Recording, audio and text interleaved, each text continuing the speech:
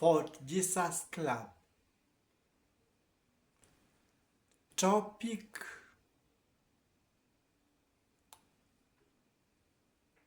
truth about the Israeli situation. Truth about Israel.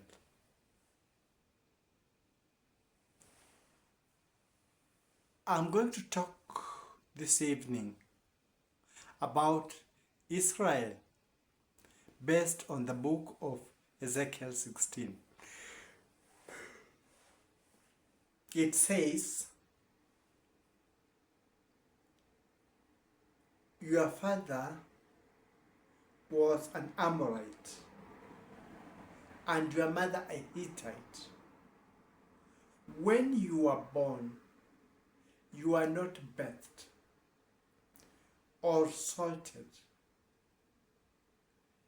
You are left out naked, but God came and dressed you. Why am I touching on this topic tonight?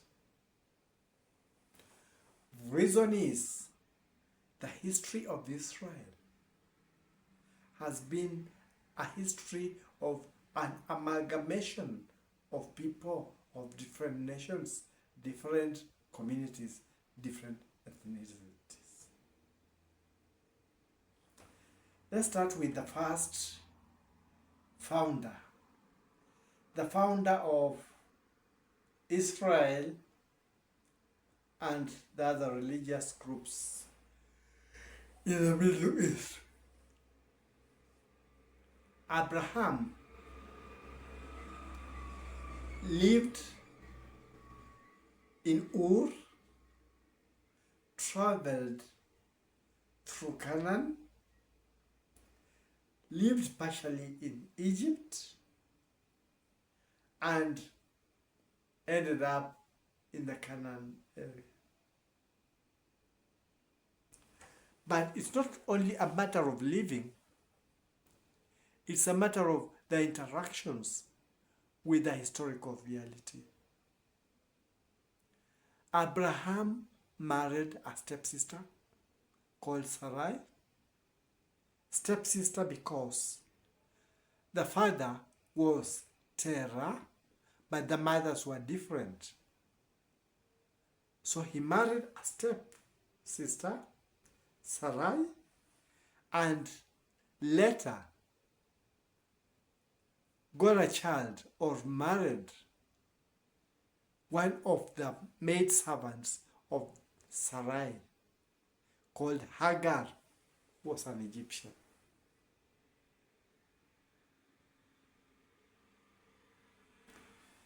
So Abraham has Ishmael with an Egyptian lady, has Isaac with a lady from their bloodstock, and I've always wondered what was the nationality of Keturah.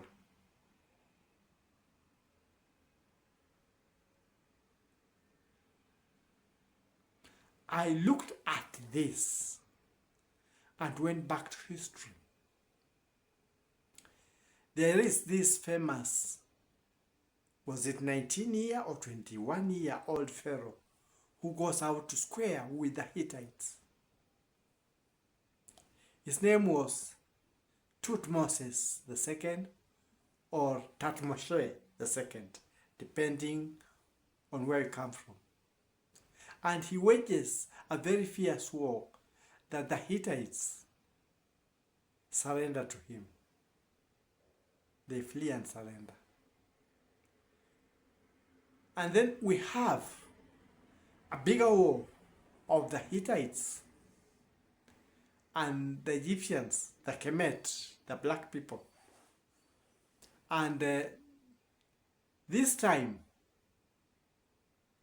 Ramses the Great draws with Methuelah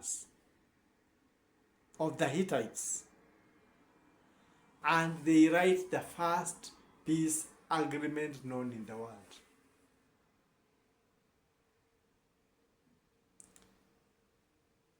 So, was Egypt the way it is now, that time? Egypt extended up to Nubia. Nubia is Sudan. Up to the boundaries with Ethiopia. And there were times when Egypt had the Middle East as a colony. Most of the Levant areas, Canaan, and Shishak, and that past history. So it means the people in that area were an amalgamation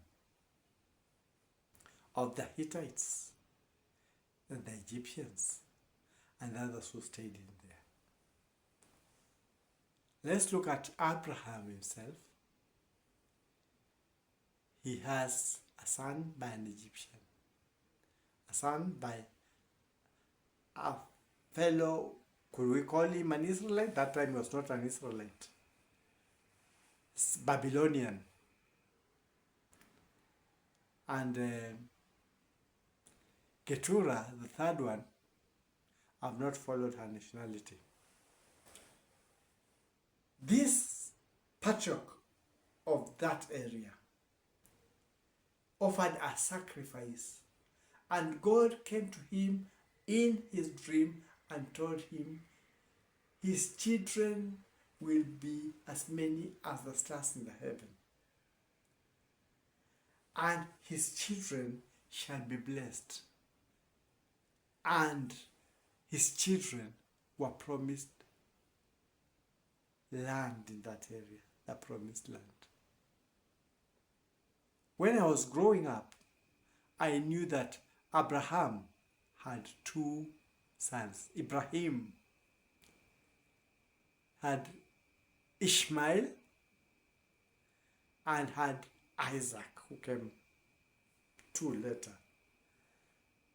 Because the Bible tells you the story of how Ishmael was conceived and born, and later Isaac.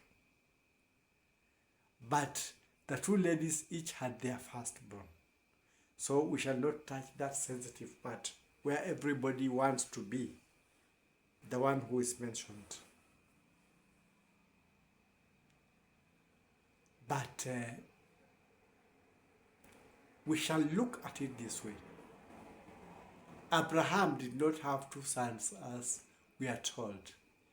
Historical realities show us that Abraham had a son by Hagar, a son by Sarai, and 6 sons by Keturah.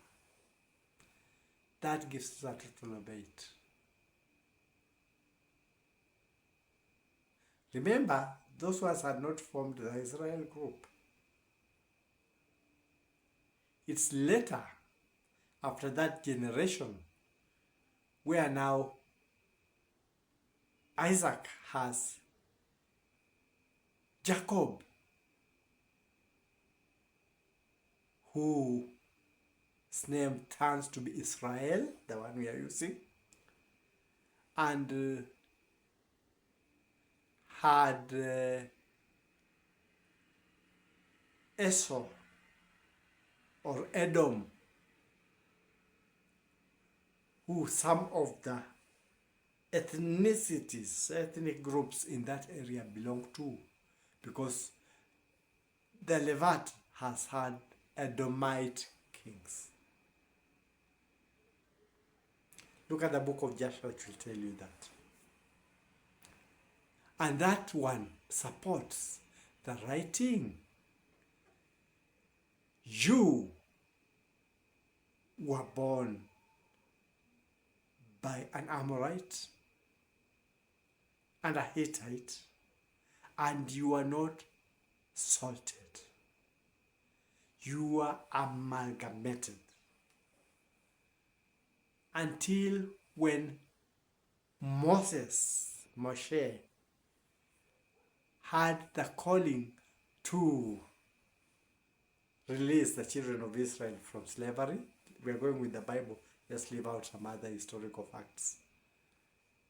That's when Moses got to know the name of Yahweh as Yahweh, because Jacob knew the God of Jacob. And they moved to that place. But when you go to the history, it's difficult to place a Canaanite and whatever happened within the other ethnicities within that time. But God uplifted the nation of Israel. Israel had 12 sons, that is Jacob. And these 12 sons, some came from the children of his uncle Laban. Laban's marriage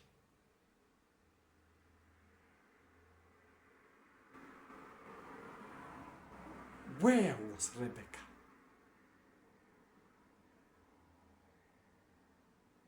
So we find about that again, where the angles were. And when we come down the whole lineage, it comes to be that Moses or Moshe married an Ethiopian. It is there. But by then, there were the 12 tribes of Israel.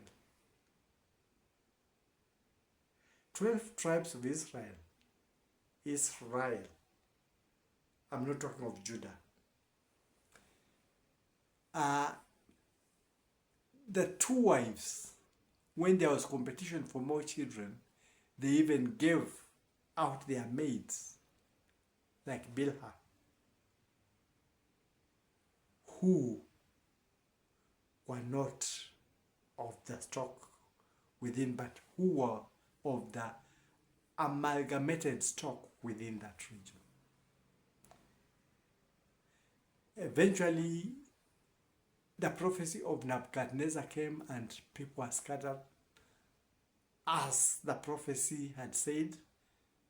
And it is the prophecy of Isaiah that said after that time, God will call back his people from the east, from the west, from the north, which he did.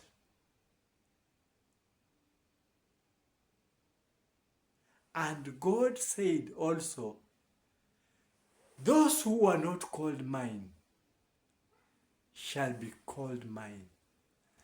And he also fetched those who are not called mine from the east, from the west, from wherever they got there. And the same book of Isaiah is a Jew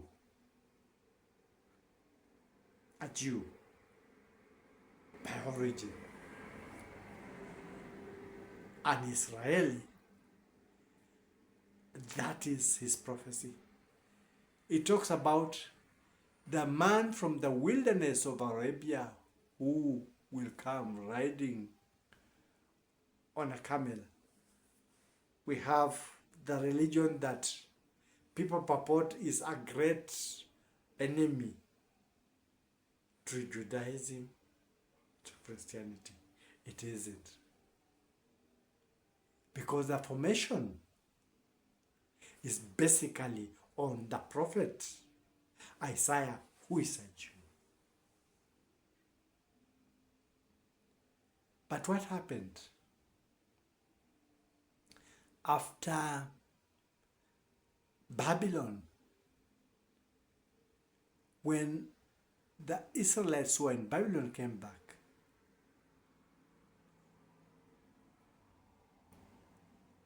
an agreement came up with the birth of Judaism religion.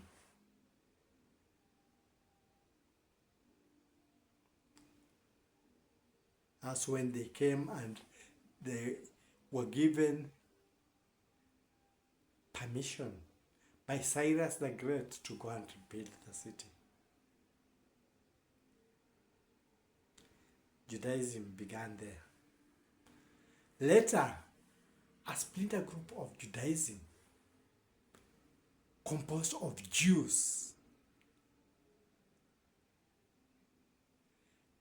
began a splinter belief that came later to be called Christianity, formed by Jews. But later, in the wilderness of Arabia, was born Muhammad, completing the prophecy of Isaiah.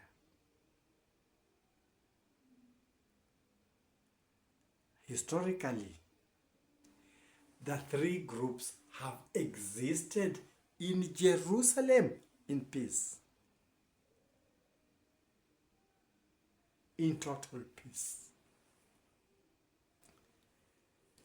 The Wailing Wall, that is a reminder of the great days of the Herodian temple, the temple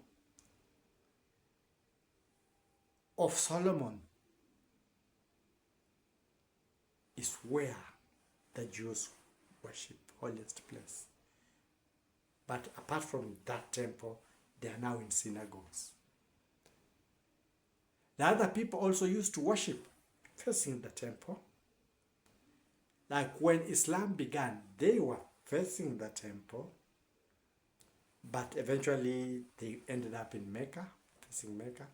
But their holy place is the Golden Dome, that one temple, which is there at the temple. It's their holy place. And the Christians, Augustus built the Church of the Holy Sepulchre, which is divided among several Christian denominations. Catholic, Anglican, that is Greek Orthodox, and these other denominations. All Christian groups amalgamating in Jerusalem. An amalgamation of all Christian denominations. Jerusalem. Apart from the Crusaders who invaded, killing people left, right, center in the name of religion, and then it ceased. Has there been any uprising purely on religion in Jerusalem? No, those religious groups live in harmony. The Muslims in their place, holy place, next to the Jews' holy place, will sing their song of prayer, their call, and there's no problem. Nobody attacks them because of that. Everybody honors them. The Jews will go to the Wailing Wall, and nobody comes to attack them because they are praying to a God whom they will call his fall. The Christians in their holy sepulchre, nothing has come out purely on religion. Let's look at ethnicities. Do people marry across the ethnic groups? Yes, they do. I looked at some books and realized they do. At first, I was wondering because the stories that are given out there is people don't see face to face, they don't talk. But reality is they are able to talk, even convince one another into marriage. One would think that the security details of those countries comprise only one ethnic group. No, it is an amalgamation.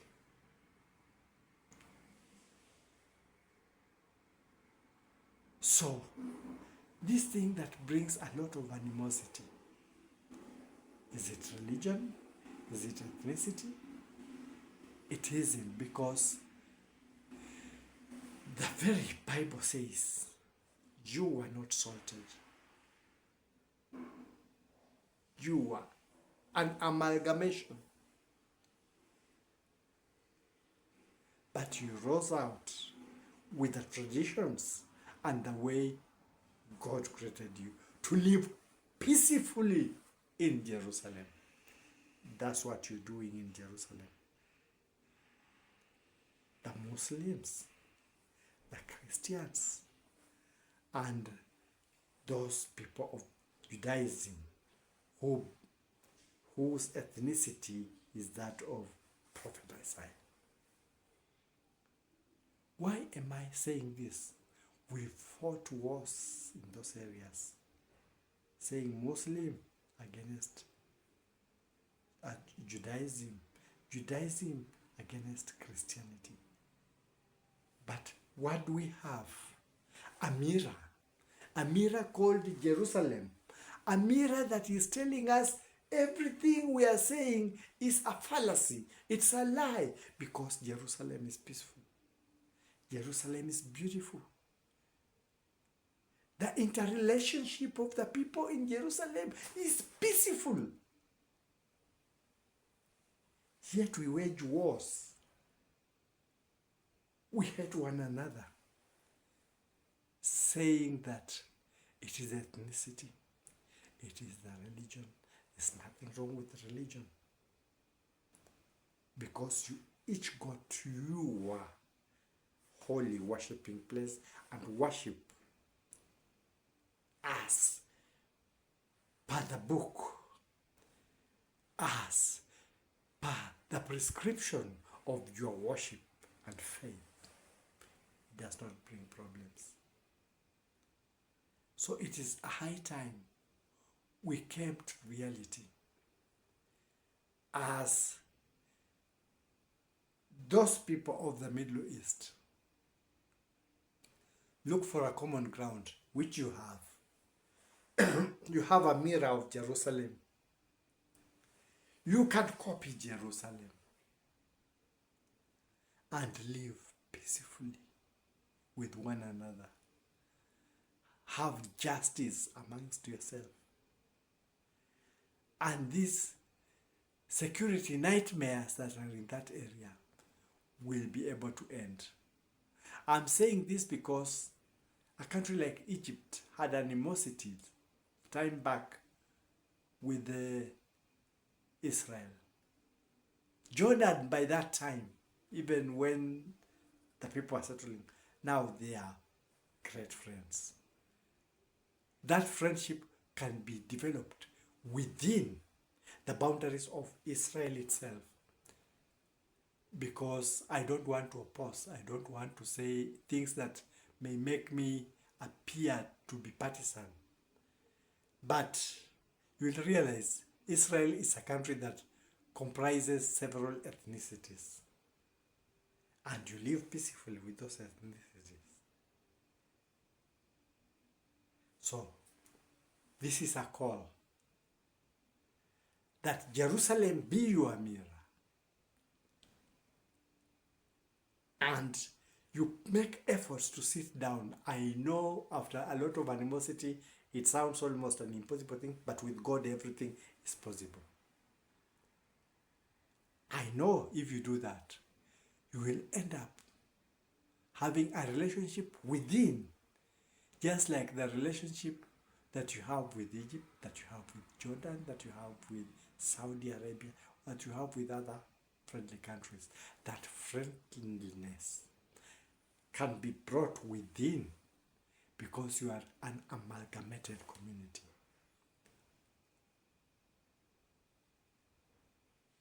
If you can be able to sit and discuss which is within your reach, which is possible, you will be able to emulate the life in the mirror that God has given you, Jerusalem. With this, I say, God bless Jerusalem. God bless his people. God make his people live emulating the mirror of Jerusalem. I know this may sound crazy because people will ask, what about this guy? He does not even know where this place is. He's never traveled. Our beliefs, the books that have given us the beliefs and the interest in the path of the beliefs has brought me to this understanding that we are one. But these divisions, the divide amongst us, is our own creation,